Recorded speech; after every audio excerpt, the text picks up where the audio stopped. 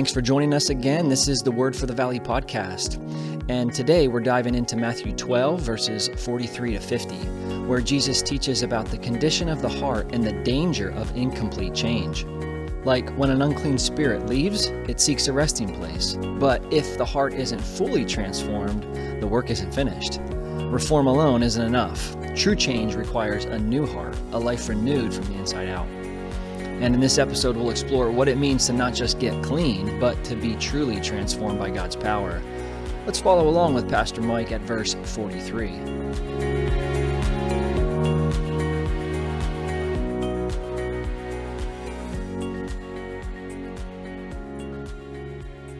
Now he says in verse 43, when an unclean spirit goes out of a man, he goes through dry places, seeking rest and finds none. Apparently, demonic spirits, unclean spirits, don't actually rest until they're embodied. I don't quite understand how this works, but it seems to be how we see it go through the Bible, that if they're unembodied, they are less at peace, less at rest. They want to have bodies, all right? So if an unclean spirit gets cast out, it says goes out of a man, that's not willingly. If an unclean spirit is in a person, the unclean spirit will want to stay in that person and then begin to take over that person. He's talking about here an unclean spirit that got cast out because, as Jesus talked about there in verses 28 and 29, that he's casting out demons by taking over the power of Satan. He's casting them out. But the point he's making is that it has to be completed. It has to be finished. Just getting the demon out is not enough. Just looking for reform is not enough. Just getting clean is not enough. You can do that, but a sow's going to return to its mire, right? A dog's going to return to its vomit. If the heart is not changed, if the life is not transformed, if the person is not born again, you can't fix it, right? By just putting a little Band-Aid on it, by making it look like something. That's not how it works. And actually, in some ways, you can actually make it worse if you only do half the work. Right? In the same way, they tell you when you go to the doctor, right? You have an infection, the doctor will give you an antibiotic. What's the instruction with the antibiotic? Take the whole thing. All the prescription, all the way clean to the end. Some geniuses, they want to store up antibiotics for the next time they get sick, right?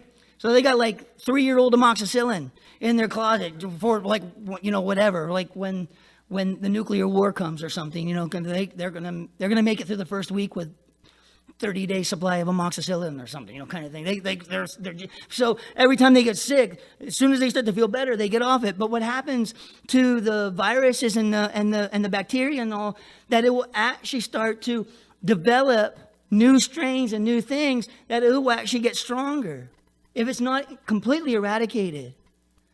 A little bit of resistance actually helps, right? You've heard the phrase, that which doesn't kill you makes you stronger. It's not always true, by the way, right? They just may be killing you in little portions, but that's a different story for a different day, right? But by and large, a little bit of resistance is going to create growth on the other side. It's how you build muscles when you're strength training. It's how you develop cardio when you're running. A little bit of resistance builds strength. And listen, a little bit of resistance to the enemy doesn't make the enemy go, oh, I'm so sorry, kind of thing, and run away and hide. Oh, I got cast out. I don't know what to do now. Oh, flummoxed, right? No, he's going to double down. He's going to come back harder. He's not just going to give up. That's what humans do. That's not God or Satan. They know the price is way too high just to throw in the towel. They know the eternality of this thing. So if a demonic spirit gets cast out, it starts to wander around looking for a place to find a home. Well, if it does that for a little while and finds none, then Jesus says, the spirit will say, I will return to my house from which I came. Don't be surprised after a great spiritual victory if the battle does not somewhat increase on the backside. The enemy does not like when his ground is taken, and will come to try to get it back. Every rescued life goes through this, right? Getting clean in some ways is just the start of the battle. It's not the end, not even close. Right? Now finally you can fight from the right position. Now hopefully you're clothed and in your right mind. You can actually start dealing with things the way they ought to be dealt with. But it's not the end of the battle. I feel bad sometimes for people, they go to rehab and like their goal is just to get clean. I'm like, that's not good. Right? I just need to get clean. No, you just need to get Jesus. Just need to get Jesus. Because if you get clean, you're going to come right back in about 30 days, 40 days, 60 days. You're going to go right back to the same stuff. If the heart doesn't change, you're going to continue to find what you always wanted. You can have all the reasons and excuses not to do it, right? You can have all the evidence that this is bad, but eventually the heart's going to win. God has to change that heart. He says, I will return to the house from which I came. And when he comes, look, he finds it empty, swept, and put in order, right? That's literally what you call clean, right? That's a clean house. Empty, swept, and put in order. Now, I don't know what they did with the furniture in this house, right? It's staged, maybe ready to be purchased by something else, right? But the problem is, it's not filled. It's not filled. It's empty, swept, and put in order. One commentator said, such swept and garnished houses are attractive to demons. Such swept and garnished houses are attractive to demons. There is a big difference between being reformed and being revived. If you're reformed, you're clean. If you're revived, you're filled. There's a world of difference between religion and relationship. You can have all the religion you want. The greatest atrocities that have been done in the history of mankind, from South Africa to Nazi Germany, all over the world, the European one with the Catholics killing everybody. You know what I'm talking about. Kind of read your history. But I can't remember the Dark Ages. You know that kind of season. Not the Catholic and Islamic wars. You know, these kinds of the holy wars. Like the greatest atrocities throughout the history of mankind have been perpetuated by highly religious people that have not been trained or have not been changed or transformed. They are committed to their religions. 9/11's an example. Committed, more committed than you and I probably in some degrees, willing to die for their religion, for their faith, for their belief system. Willing to kill others for it. Right? But not good. Not right. Empty. Swept and put in order. It's religious. It's clean. It's reformed. But it's not filled. Well, look, then this demon goes and takes with him 7 other spirits more wicked than himself. He's like, listen, if I can't take this ground, I'm going to go get some friends. And then we'll take this ground. And the 7 other spirits more wicked than himself. And they enter and dwell there. Now it's a house party. It's a frat house. Something. It's a crazy thing, right? You got the 7 here with these demons. They enter and it says, and dwell there. And the last state of that man is worse than the first.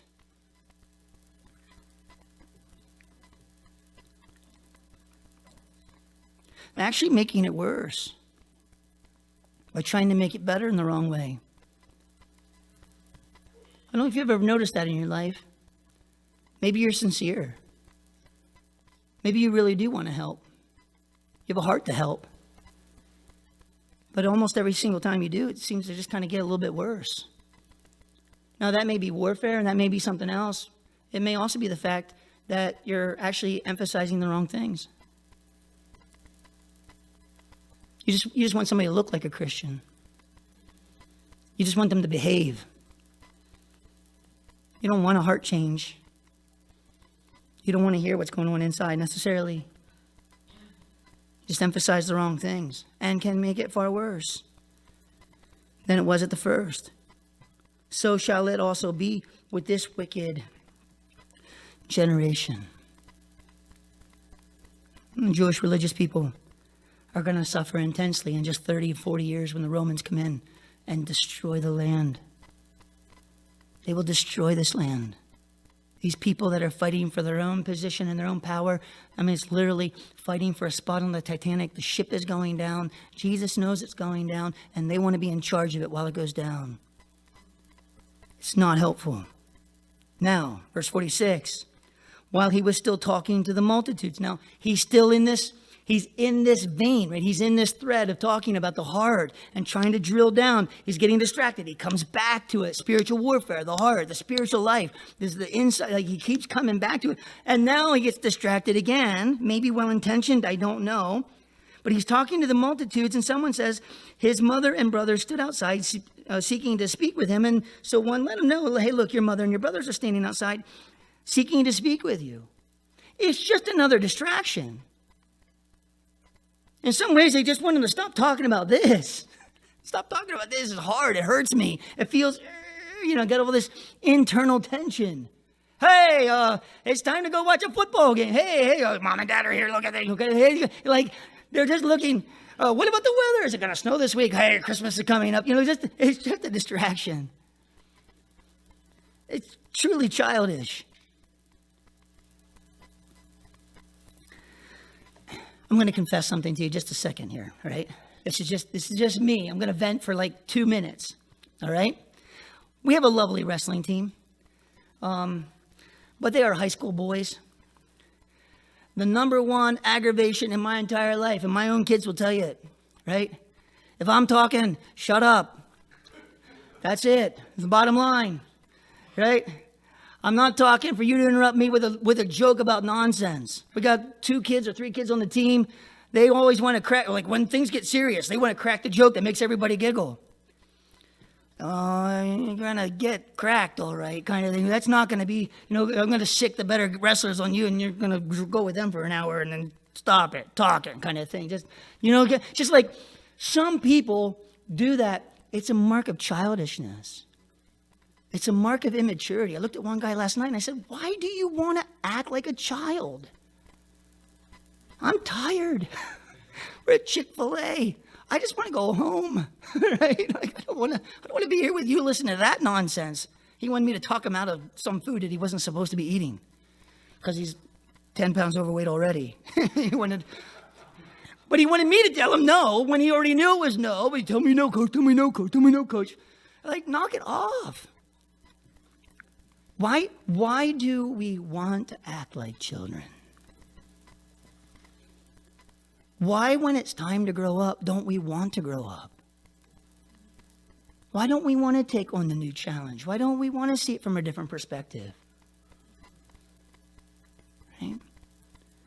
One of the things we want to try to communicate to our wrestlers, and so you're going to get it too, this, but in thinking about this, listen, you have to learn to like to do the things you don't want to do, so that you can be successful at the things that you want to be successful at. You have to learn to like to do the things you don't want to do in life. How does that happen? You have to transformed heart.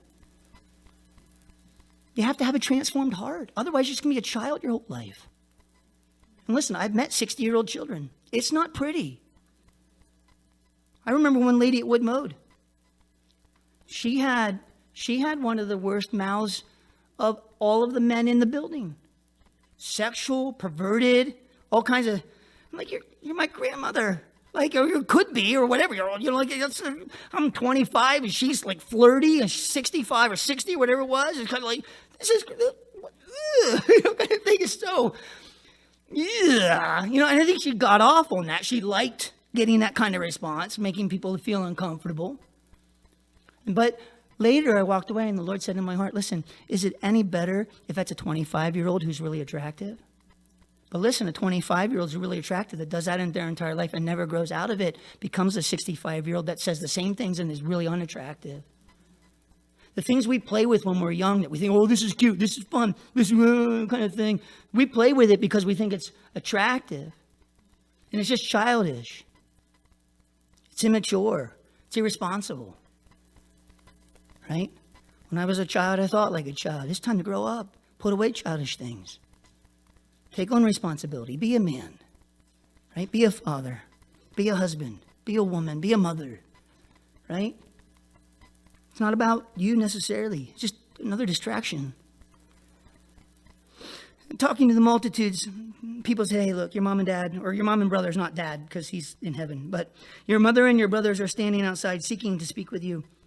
But he answered and said to the one who told him, who is my mother and who are my brothers? Now, this is a very interesting response. It is pretty remarkable that he doesn't crawl on his knees to the Virgin Mother Mary. Just every Catholic, former Catholic in the room understood what I'm just talking about. Nobody else got it. Like, what's he talking about? He doesn't venerate her that way, does he? He doesn't treat her as something special, something above everybody else, in and of herself. Who is my mother and who are my brothers? Now he'll answer his own question. He stretched out his hand toward his disciples and said, listen, here are my mother and my brothers. What he's saying is Jesus has a closer relationship with these guys that he's only met about 3 years ago than he has with his very own mom, who doesn't yet understand who he is. In the Gospel of Mark, we're actually told that they're there because they've been told by the religious leaders that Jesus is going schizophrenic. He's losing his mind. He's beside himself. That word gets back to Mary. She probably has a mother's concern. Oh, I want little Jesus to be okay. Listen, he's 33, 32 years old at this time. He's not little Jesus anymore. Wouldn't be all right. Go check on him, right? And probably expects him to stop everything to find her, to acknowledge her, to see if she's all right. Right? Oh, God, Mom, I'm okay, Mom, I'm okay, Mom. Have you ever seen a 35-year-old man do that? It's pathetic. I'm okay, Mom, Mom, it's okay, Mom. Just, ugh. Here are my mother and my brothers. For whoever does the will of my Father in heaven is my mother, or my brother and sister, and mother. The will of my Father in heaven, not just people who talk about it, people who do it. Not just people who know it, the people who do it, whoever does the will of my Father in heaven. If you want to have greater fellowship with Jesus, you're going to do the will of his Father, because that's what Jesus did. And when you do what Jesus did, then you'll have more in common with Jesus and your fellowship will deepen. Some people, I think, they meet Jesus in a particular kind of way, and so then they just want to do that all the time, right? I heard a message, and I met Jesus, God really spoke to me in that message. So the rest of their life is just listening to teachings, watching YouTube pastors or something. And this is the way God speaks to me. Eventually, it's not going to be the only way. Right? I can only really meet with God like one-on-one quiet prayer time or corporate prayer time or whatever. Like they have these little formulas. And this is the way I meet with God. No, eventually he's going to come along and say, now do something. Right? It's remarkable over and over again in the Bible. Brings the disciples away. He teaches them and then he says, now go do something. Right? We think like hanging out with Jesus is doing nothing. It's just not true. It's not true. And then we feel guilty if we got to go to work or something. I got to go to work. But Jesus said, go get a job. If a man doesn't work, he shouldn't eat. Like that's instruction. Go do that kind of thing. And you're not moving away from Jesus to do that. You're following through by doing the will of the Father. When you do the will of the Father, your fellowship with Jesus increases. You do the will of the Father. Right? But he does not prefer natural relationships over spiritual ones. Right? Jordan said this morning, it's like God's trying to redefine family. And I said to Jordan, I said, listen, the redefinition is the definition. How we have defined family is not family anymore. I'm convinced personally, by the way, that most people are much more, they're much more connected to their idea of family than actual family. I've been to family reunions, and somebody, oh, it's so good, we're all together, right? And then they put the food out on the table and nobody talks to anybody except about football. And it's together, we're together for what? We're together so that you can feel good about us being together. It has nothing to do with relationship. It has nothing to do with connection. It has nothing to do with building one another up. It has nothing to do with helping one another, right? Listening to one another, serving one another, blessing one another, equipping one another. It has nothing to do with anything good. It's just for your own selfish benefit. I think one of the things we need to realize is December 25th is not in the Bible. It's not the will of God to serve and observe Christmas. No, you can't observe Christmas in the will of God, but it's some hallmark idea that we have about family, some hallmark, some pressure or stress we put on everybody to, you have to be here on this day. Why? Where is that? And for individuals who look at this and say, listen, I value the things of God and the things of the Spirit far more than just some sense of a close family relationship, which you will never get if it's not Spirit united. Adam and Eve were close because they walked with God in the cool of the day. That's what brought the relationship close. That they could be naked and unashamed with one another. Not because they figured out how to do marriage together. Not to figure it out and have anything wrong. Everything was perfect from day one. That'd be a nice marriage, by the way. Right? They got no history they have to work through. Right? Because they were just like born that day. Which is weird. So we did that a couple weeks ago in Genesis 1. But our relationships that are meaningful start vertically with God. Secondarily, they are horizontal. And then they can be good on the horizontal only because they're good on the vertical, because then when we come to the horizontal relationships, we actually have something to give. You ever put like 3 really selfish and lonely people together in the same room? It's actually really challenging to even watch. Because nobody listens long enough for anybody else to talk. They just keep talking right over top of one another. Because they want to be the one heard, and they want to be the one seen. They want to be the one getting. They want to feel affirmed, and they want to feel blessed, and they want to feel helped, and these kinds of things. And just like, there needs to be like one adult in this room. But that adult won't stay there very long. Because they'll be drained in about 30 minutes, kind of thing, and be all tired and sucked out from the leeches that were just draining them because they were all looking to get from the horizontal what they should have been getting from God. Your relationships will only ever be good with your spouse, with your children, with anybody else. Your relationships will only ever be good when your relationship with God is the way it ought to be. Otherwise, you will ruin it, right? In hell, because everything there has no source, God is not there. There is only selfishness and bitterness and pain and suffering. And the person you would be closest to in hell would actually be the greatest abuser, and you would be theirs. Because you have nothing good to offer, and they don't have anything good to offer to you. There's no benefit there. Heaven can be great because we can just keep receiving from God and then giving to everybody else, and we'll never lack because God's input will be faster than any output we could ever give. And we'll never lack. Well, that's how God wants us to live now. Receive from God, give to others. Get blessed, then bless. Receive, give. Well, when do I get to get back from them? Time out. You get to get back from them in the same way that Jesus did.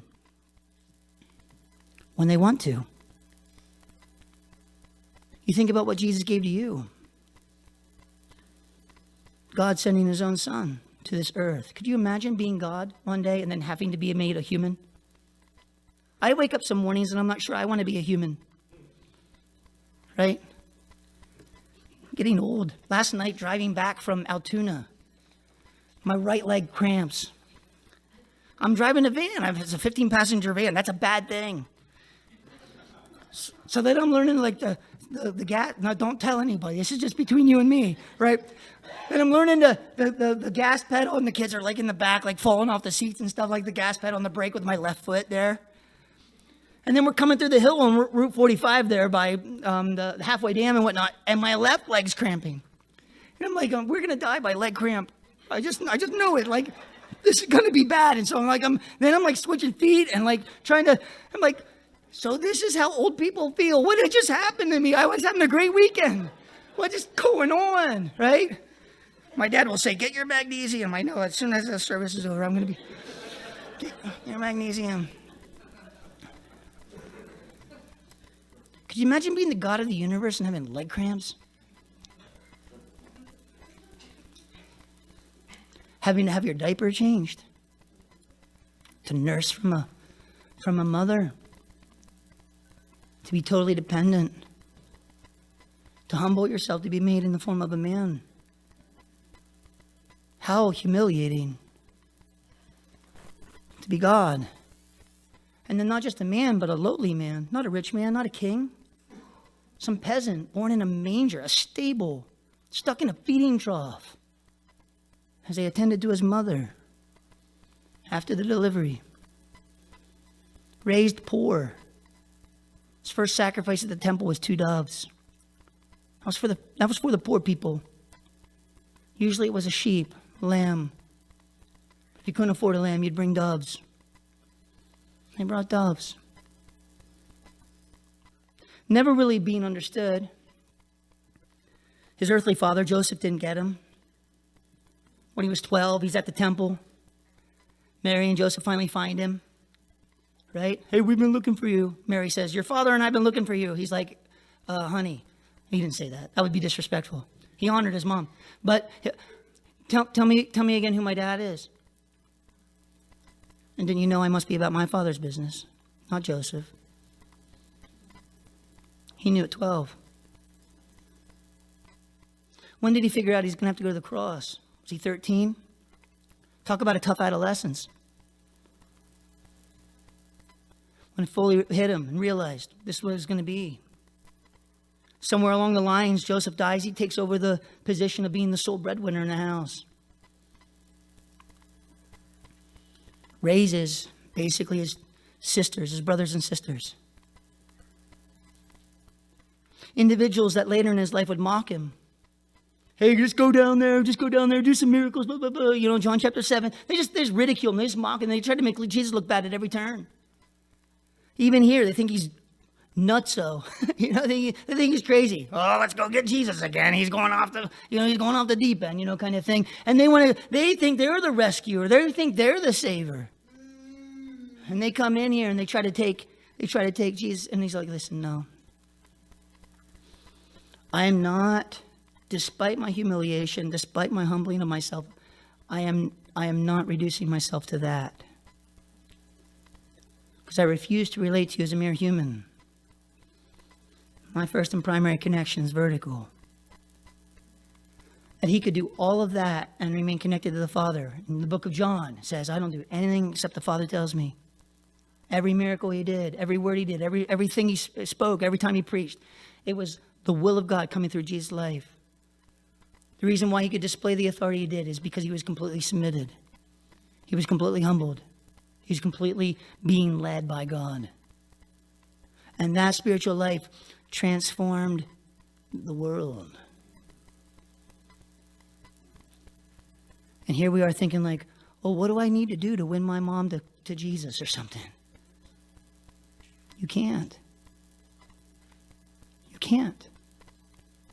All you need to do is walk obedient, which may mean, and probably will at some point, if they don't want to go your way, that you're going to have to say, I'm going left. You can go right if you want to. Or you can come and follow me if you want to, but this is the way Jesus wants us to walk, and this is the way that we're going. This is the way that we're going. But I am not deviating my course as following God, as he's directing. I'm not deviating my course to come in and follow you. You can come and follow Jesus. We can all do it together, and it'll be great joy.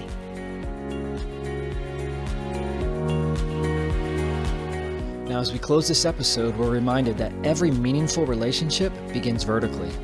Jesus showed us what it looks like to be fully submitted, completely humbled, and led by the Father. Because of that connection, his words, his miracles, and his life transformed the world. Let's strive to live with that same vertical connection, allowing God's life to flow through us into every relationship we have. All right, that's all for now. Thanks for listening to the Word for the Valley podcast. So long, everyone.